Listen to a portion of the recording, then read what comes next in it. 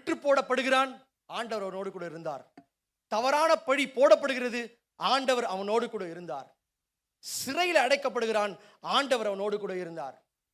எல்லாராலும் மறக்கப்படுகிறான், ஆண்டவர் அவனோடு கூட இருந்தார். அதோடைய விளைவு என்ன தெரியுமா? அவனுக்குன்னு ஒரு நேரம் வந்துச்சு. அந்த நேரத்தில் தேவன் யோசேப்பை உயர்த்தினார். சாதாரண மனுஷனா இருந்து 14 ஆண்டு எகிப்து எப்படி இருக்கணும் என்ற ஒரு அருமையான திட்டத்தை யோசேப்பு வடிக்கிறான், பிளான் போடுறான். 14 இயர்ஸ் எகிப்து தேசம் எப்படி இருக்கணும்னு சொல்லி கல்வியில சிறந்தவன் வகுக்கலங்க திட்டங்களை.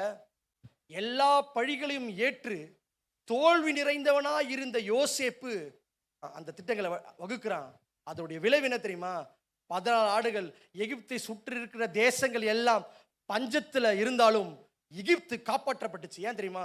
ஒரு தேவனுடைய மனுஷன் மூலமா.